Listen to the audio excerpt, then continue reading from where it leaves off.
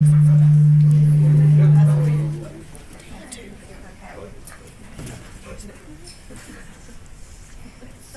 firstly, thank you very much to everyone for coming here tonight. It is really great to see everyone here, and of course there are functions happening in other offices simultaneously.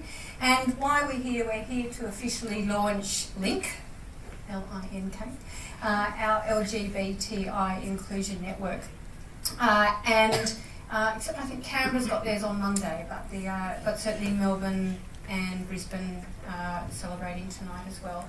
But before we start, I would like to acknowledge the Gadigal people of the Eora Nation, the traditional custodians of the land on which we are gathering, and we also pay our respects to their elders past and present and extend that respect to the other Aboriginal people present here.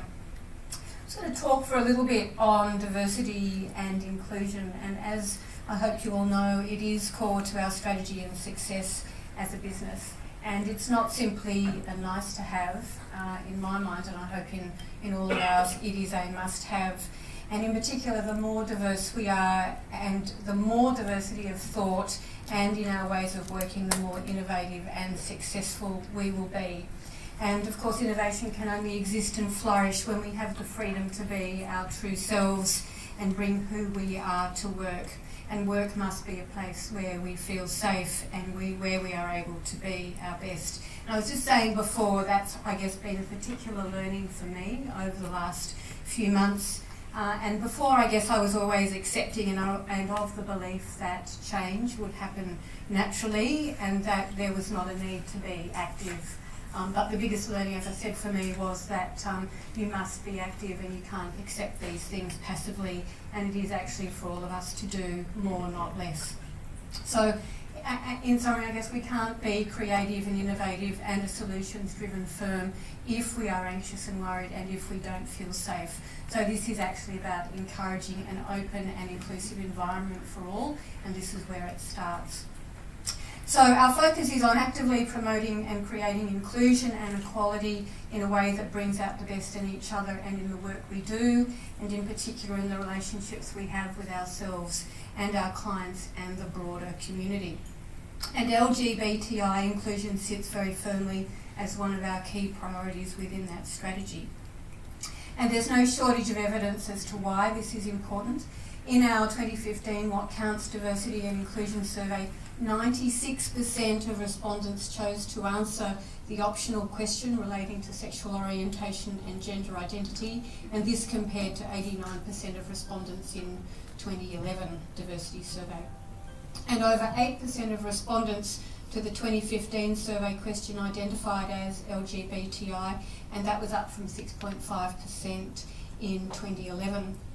And also the feedback we've received and the conversations we've had internally with many of you and also externally with our clients and community partners all reinforce why it's important to better celebrate and enhance the LGBTI experience for those who identify as such and whether they choose to be out at work or not.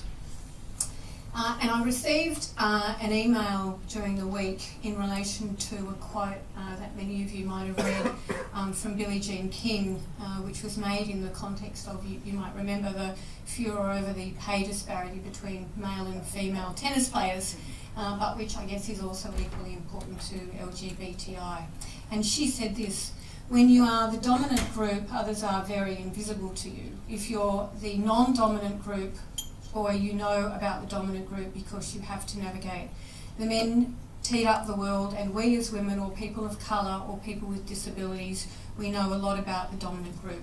We know more about them than they know about themselves. We have to navigate their world, and that is not fun every day. I want to change their hearts and minds to want the best for everyone. And so the first formal step in our journey was to join forces with Pride in Diversity, who are the preeminent advisor to Australian workplaces when it comes to LGBTI inclusion. They have the knowledge and expertise, the research and benchmarking to work with us on our objectives. And when we met with Pride in Diversity for the first time, they shared with us some very sobering statistics from their most recent workplace survey of over 7,000 respondents. 56% of LGB employees within organisations active in LGBTI inclusion stated that they still witness or have been the target of negative commentary or jokes. 66% of employees surveyed were not out to their manager. 44% of employees were not out at work because of feared repercussions, and only 50% agreed that they would respond honestly if asked about their partner family by a client, customer or key stakeholder. So after joining Pride and Diversity, our next step was to create our own workplace network, which brings us together here tonight. Link is the LGBTI Inclusion Network at KWM. It is also the LGBTI Inclusion Campaign of our European offices, and so reflects a connection with our other parts of the network. There is already a lot of information sharing between us and London, and also with China as we continue to build out a truly inclusive culture. In the first 2 weeks of Link's existence, over 16% of the firm joined up, and that number continues to grow. And I particularly would like to acknowledge the work of our very active Link working group, who were instrumental in driving a range of LGBTI inclusion activities. So watch this space and please take the opportunity to speak with any of them who are here tonight if you would like to become involved. But without rambling on too much and without further ado, it is also my great pleasure to welcome our guest speaker. Sam Turner is the chair of Westpac's Global, which is Westpac's employee action group, and we're delighted that she could join us for our Link launch tonight to share her insights on Westpac's inclusive culture and what it has meant for Westpac as a business. So please join with me in welcoming Sam, and thank you all once again for coming tonight.